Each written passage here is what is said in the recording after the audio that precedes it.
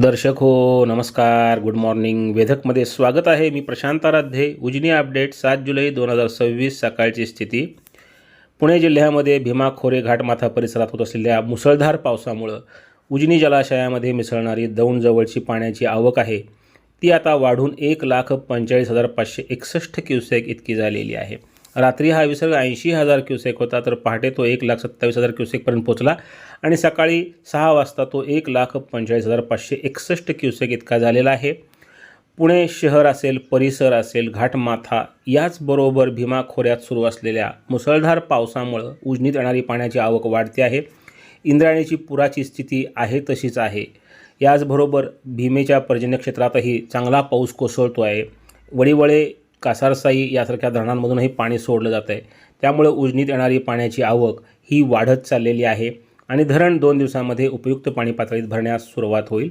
धरणातला एकूण पाणीसाठा हा 52.83 TMCचा आहे. मागील 2-3 दिवसात इथं धरणामध्ये जवळपास 3 TMC पाणी वाढलेलं आहे.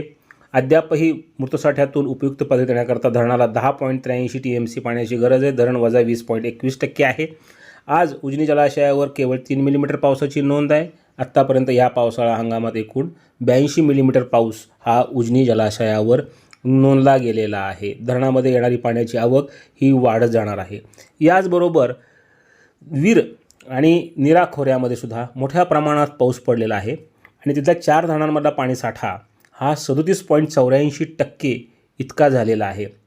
काल इथं 23.51% जलसाठा होता आणि आज जवळपास 15% पाणीसाठा हा 4 धरणांमध्ये देवघर, भाटघर, वीर आणि गुंजवणीमध्ये वाढलेला आहे.